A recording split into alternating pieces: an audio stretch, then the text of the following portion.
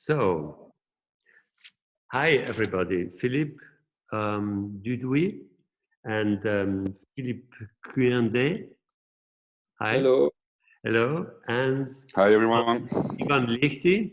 Hi. Hello. Ivan Liechti is, yeah, it's always written, right? The system is already showing the name. So we are talking about this book, Dynamics of Dust. We will talk about the book, which has an incredibly nice cover in this sandy color with a plastic sleeve. It's all plastified material, and there's a plastic sleeve on the cover with a photograph, an original photograph, which I think 5 different ones. 8 different ones. Yeah, I'm very bad memory with dates and numbers. What was the concept of this? Can you just say some words about this cover and Yes. the thinking behind? Yeah. I can explain. Yeah. So the concept behind this cover and this object was first we thought about how to make a.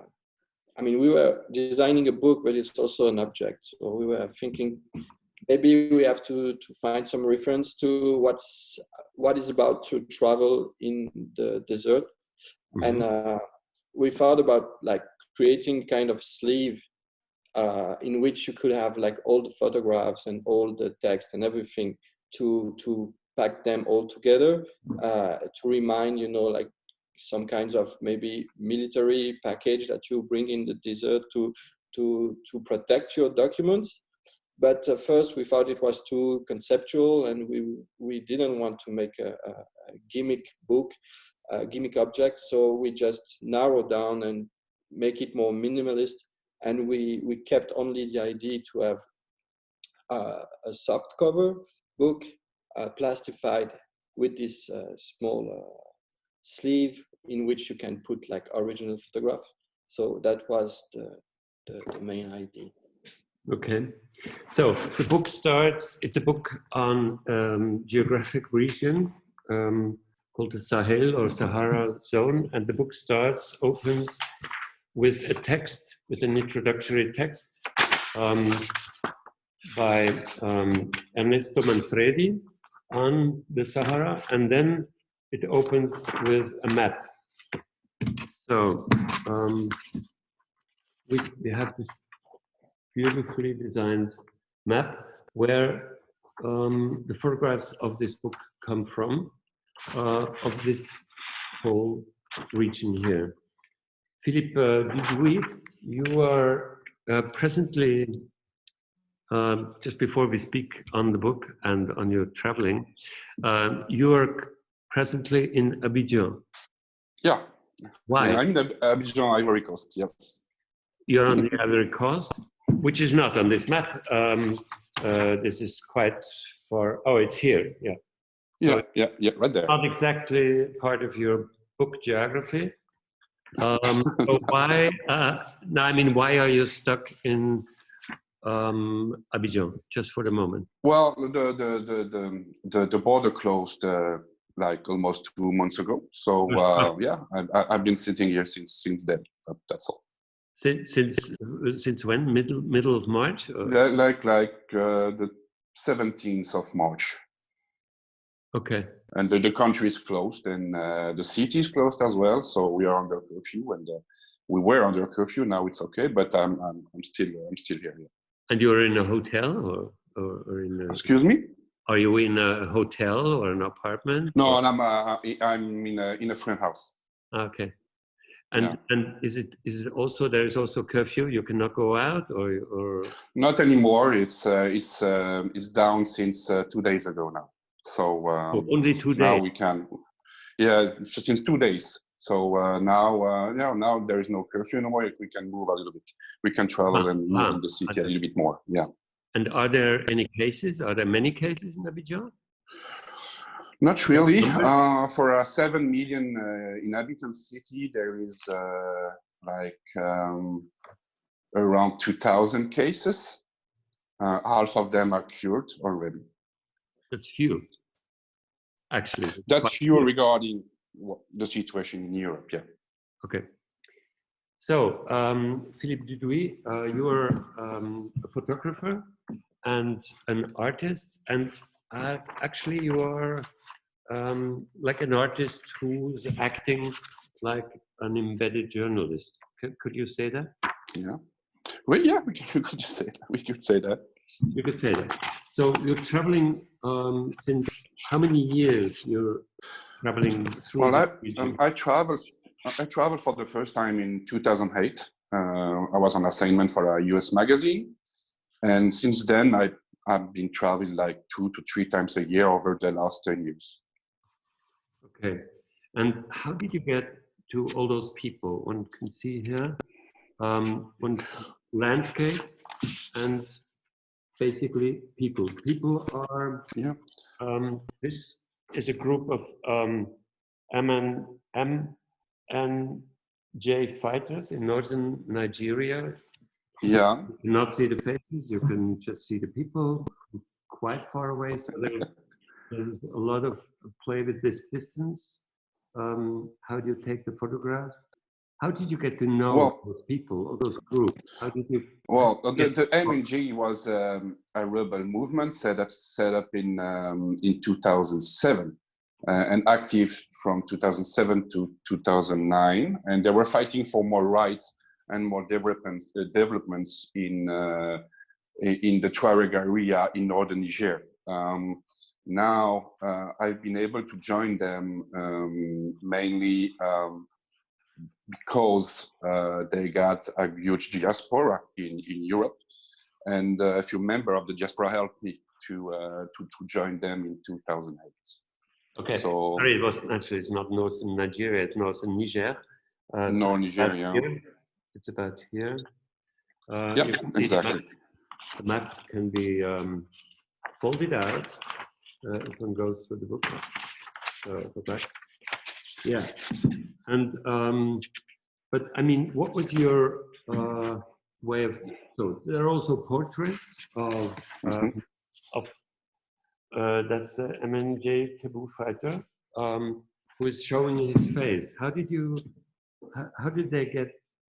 I mean, how did you get to this point that they showed their face, that they had themselves photographed? Well, they had the choice. They have choices to be covered with their shesh or open faces. Mostly commanders were quite open to show their faces.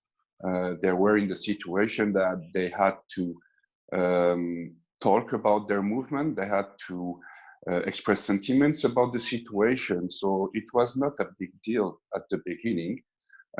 Some of them said no, some of them were better covered, and some other were totally open. So it was not very, very difficult. Mm-hmm.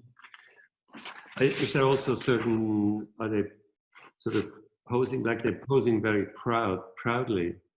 Is it also a certain proudly? It's clear that the way I take the photographs and with the tripod, with the large format camera, make a kind of a confident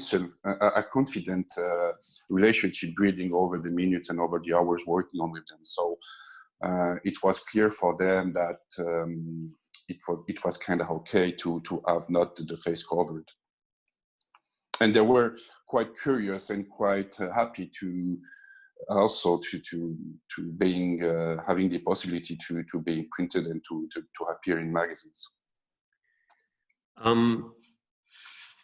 Before we go on looking through the book, and just I want to take some longer time on this photograph.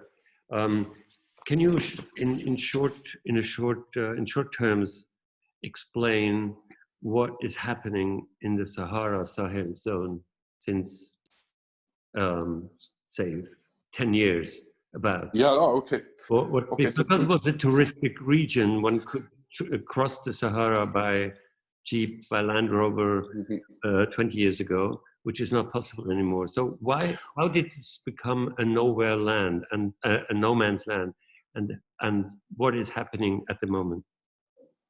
To make it quick, if we can.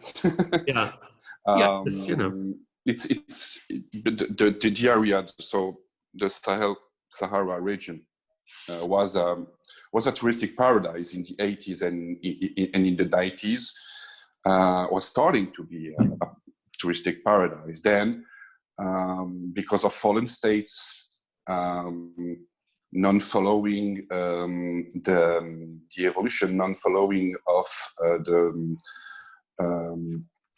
the support giving from the states, and mainly as well regarding the situation of rebellions, all those part of those countries start falling and were not connected with the central states.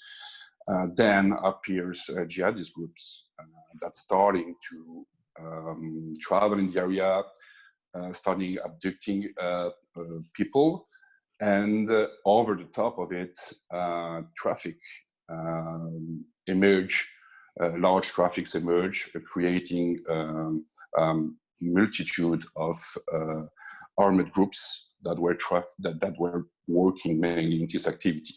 All this cocktail. Traffic means traffic of traffic will be human traffics with immigration and drugs and weapons. Drugs, weapons, and migrants. Yeah, and human traffic, yeah, basically. And all this cocktail just pop out over the last 10 years and creating the situation we got right now, which is a pure red zone. So every group from ISIS to Al-Qaeda and Tuaregs, they all have representation in this region. Well, it's way more complicated than that. So yes, we have Islamic states present in a part of the area. We have Al-Qaeda and Islamic Maghreb present in the area. We have a multitude of groups. We have a multitude of tribes, a multitude of people working in this emptiness, And the big mistake would be to put them all in the same basket and shaking it, which is definitely not the case. This book is showing the differentiation that appears over the last 10 years between all those groups. And I think it's quite important to not mix it all and to not putting all in the same places. So let's talk for a moment on that photograph of ADC. What is the ADC fighters? What's in northern Mali? What are ADC fighters? ADC fighters were fighting for. I'm sorry. Yeah. What is ADC? ADC, the Alliance Démocratique for Change, Alliance Démocratique pour le Changement in French, is a group of Tuareg fighters from northern Mali, from the Kidal region, that were fighting for more rights and for more integration in the military process, or in 2008, from 2008 to 2009. And here we are in a valley in the northeast of the Kidal city called Terahar. And big commander with the white shesh were asking me. This is the commander. The big commander.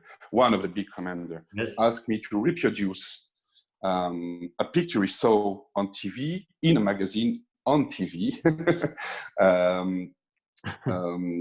based on soldiers in Iraq that were hanging out on a destroyed building. And he asked me if one day we could reproduce the same for him and his guys. And we tried. Tried to do it a little bit. Yeah. It's a totally staged photograph where the fighters are staged here on. Yeah. So he found a kind of a rocky little mount and asked of his main fighter to get in and asked me to take the pictures for him. Yeah.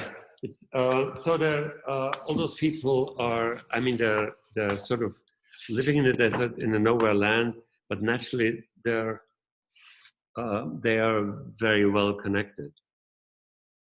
They're sort of, Excuse me, I didn't get it. they're very well connected with the world. They're globalized. They're no. No, they are very, very well connected to the world. It would be a mistake to think that they are totally alone in this desert. No, we have satellite TV, Turaya phones, G3 connections. So no, it's a very high connected world over there. And do they fight against each other? Have they conflicts between themselves, between the different groups, or is it just a kind of agreements, territorial agreements? It depends. Over the last 10 years, the situation was at some point quite jeopardized by the interactions with different groups, by interactions with political motives. So you know how rebel groups work together, then fight each other, then work together again, make agreement, disagreements. So it's always in movement. Those are prisoners by ADC. Those are Malian soldiers, prisoners of the rebels. Yeah, right, Malian soldiers. So yeah. So actually, it's like you're documenting, one could say, a failed region in a way. Yeah, a failed region, and covered by failed states. Yeah, and this is the other side, right? That's one of the traffic. Those are migrants stranded. Yeah. What are they? Are they waiting for a transport to bring them on? Well, they were all together in two trucks, and the boss of the two trucks get stopped and were not able to retake the road, and so they were waiting. First they walked several kilometers, and then they were waiting several days in the middle of nowhere waiting for other trucks to pick them up and continue the road.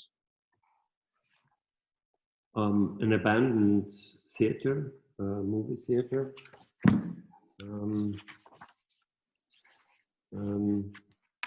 Salt mines in northern Niger. Yeah. So there's still some oases that are functional, sort of. I mean, they own certain important oases. They're owned by this group or that group, is there also neutral territory? It's not about, you have to understand there is a certain control of the states over all this area. So it's not about having a control by this group or this group or other groups. Groups are traveling and each one is doing the best to have a kind of control area. So it's not about having an oasis or having a road it's always in movement. And population, groups, and civilians are always like moving around and around, and so it's extremely I can say it's volatile. It's extremely moved. Yeah, it's volatile. Can you say something? I mean, there are two connections. Sorry, I have to. There are two really important connections to us, which comes from that region. One is naturally is the migrant problem, the migrant streams and migrant transports, and the other one. Sorry, I have to just check my time because we're already running out of time. It's just 20 minutes. I'm so sorry. Is cocaine traffic, drug traffic, which goes through this region. I don't know if you have seen the film 000. There's a series only by Saviano. Yeah, few glimpses of it. Yeah, and they have exactly your landscapes in it. You know, it's one whole sequence is exactly going through through here. So it's literally this view that is in the series.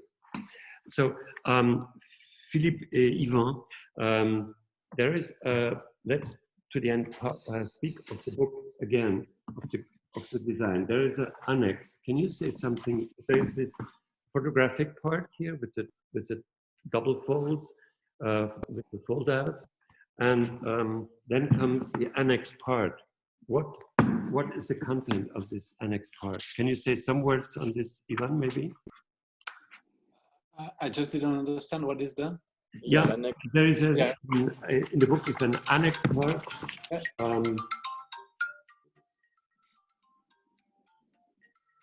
Sorry. There's an annex part in the book on a different paper, on a rougher paper.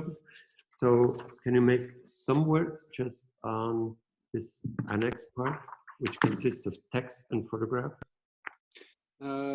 Yeah, I think Philippe had a lot of stuff to show, and we had this main part from the portfolio, which is the first part, which is like printed on coated paper and like really portfolio style, and we wanted to more the idea was to documentary. do a second part, which is called annexes, and which is explaining some of the moments Philippe spent in over there. And so we have texts and pictures that were not in the portfolio parts, and that has different status, and that we used in different ways with different layout. And so we have there are like GoPro pictures, like side annexes pictures, and all this stuff printed on uncoated paper, which make, so in the end we get a two-part book. And Philippe images that didn't make the cut to go in the portfolio, but which still were really important to present the whole spectrum of Philippe's work. And then comes the third part, which is kind of reproduction of the notes, of Philippe's notes. Yes, so it's a very well documented book. It's not just beautiful photography, but also you tell the stories. You tell. This image of the truck is also interesting because it relates to the color of the cover. So we tried to make a reference to the color of the pickup trucks that Philippe's used always to cross the desert. Yeah. So yeah, that was the. That's great. That comes in annex with some more detailed information to the photograph. So it's very informed. It's photography very well informed. Philippe, you tell all those. It's like also like an adventure story. The book, many adventures you went through during your traveling. So we have to finish because we cannot go over 20 minutes, as I heard. So it was great to talk to you, and I hope you can come out of your curfew very, very soon and can go back to traveling. But did you come back to Switzerland, or you go on traveling in Africa afterwards? No, I'll be back to Switzerland, to my family and my friends as soon as possible, yes. Okay. Well, I wish you all the best, all the three of you. And thank you so much. Beautiful book, Dynamics of Dust. Thank you, Patrick. Thank you. Bye-bye. Thank you, Patrick. Thank you. Thanks a lot. Thanks. Thank you. Bye-bye. Thank you.